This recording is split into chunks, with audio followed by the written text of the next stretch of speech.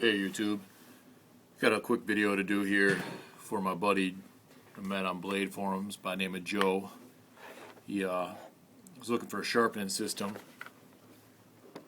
I recommended this Lansky. A lot of guys think they're junk, but I gotta be honest, it puts a great edge on any knife I've needed to sharpen when I didn't feel like doing it freehand. I've since went away from this and started doing everything freehand again, but it works very, very well. Most of the time I've been using a ceramic rod anymore and just freehanding it, but if you really need to reprofile something like I did on that Griptilian that you guys saw, if you watch the vid, you know this thing works well. You get a bunch of these different holders so you can have different stones set up at the same time, an instruction booklet on how to use it. It's relatively inexpensive. I think had to be more than 10 years ago now, give or take. I got this. I think this one was less than 50, and this is one of the bigger kits. As you see, it has a triangle type stone for sharpening serrated and pointed stuff. You'll see the groove in there if I can make it focus. A very fine stone. Ultra fine, they're calling it. Their version of fine stone. Their medium stone, and a coarse stone. Also supply you with 2 extra end pieces for the stones. I'm sorry, 1 extra end piece and 1 extra screw for the clamp.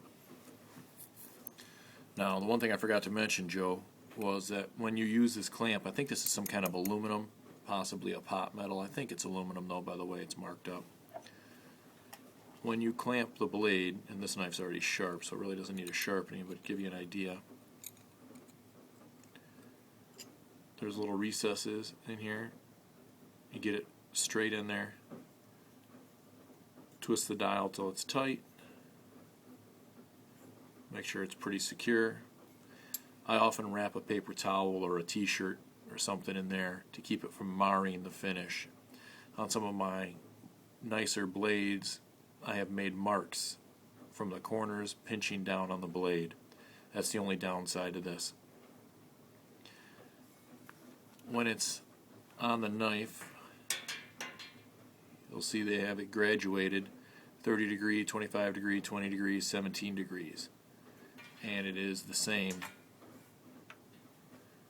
on the other side. So all you have to do is decide what angle you want to sharpen your blade at, or use that to find what angle. Personally, I'll take the piece, take any one of these, set it in here, and what I do is I use a flat object like the box top, and I'll push it so that the pin and the stone are at the same height before I tighten, to make sure I'm keeping that degree properly, because if this were up here, obviously the degree would change, or if it was out here, the degree would change. So that's one thing I figured out while going along. And then a lot of the times I'll take it, put it in one of the grooves, and then match it up on the edge. Now this one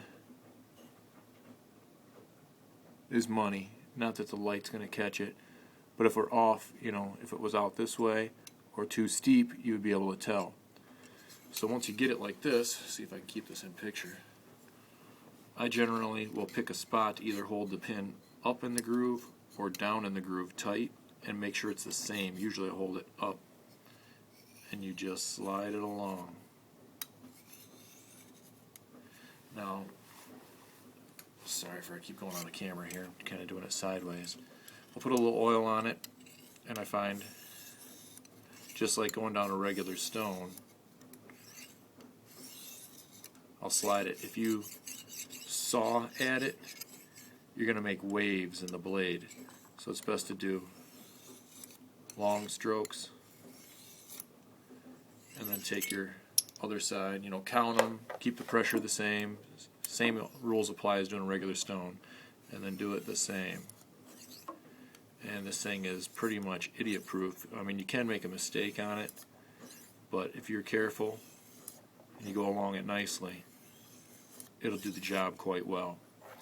And I couldn't be happier with the thing after a few years of hard use. The kit still looks pretty new. There's plenty of life left in the stones. They clean off very well with a little oil. They put a great edge on any blade. This thing was already sharp. There's a couple little touches there. I could have wrecked that edge I had on there. This way is not as sharp now. I made a little burr. But it is definitely a good sharpening system. Let's see.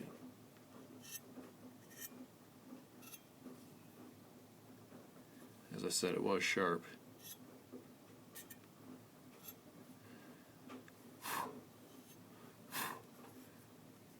Sharp enough for government work. That's the tension screw. Release it. You'll see there's a little bit of aluminum there. It wiped off. But if this was an expensive blade, I'd have been more careful. There's a little bit in here, and it wiped off. You can adjust for wider and thinner blades by turning this screw, just a flathead, to allow for the pressure point to be different when it rocks back and forth. I find that it works pretty good on all thicknesses, all the way up to my Becker Companion, which is a 1/4 inch blade. If you sharpen anything bigger than that, God knows what you need. They also make diamond replacement pieces for these. So I would say there's a lot to it. I'm sure there's better stuff out there. I know there's worse. Anymore, I used to take this hunting with me to touch up a blade, and then I started taking just more than one blade, and then I found out that the blades I was using were good enough. I didn't need sharpening most of the time, depending on how many deer we got. And anymore, I just take a Smith's Pocket one of the ones with a diamond on both sides, fine and coarse. But all things considered, the package is small, comes with some oil, and it packs up nice and tight if you can get the dang lid to close. It's many years old now. Many sharpenings on it. So just think about it, Joe. It's a good one. That other one you're looking at costs about $100 more than this used, right? So you give this a try, see if you like it, and if you don't, you can probably eBay it for about what you got into it, or just throw it in the pack or something for anything else.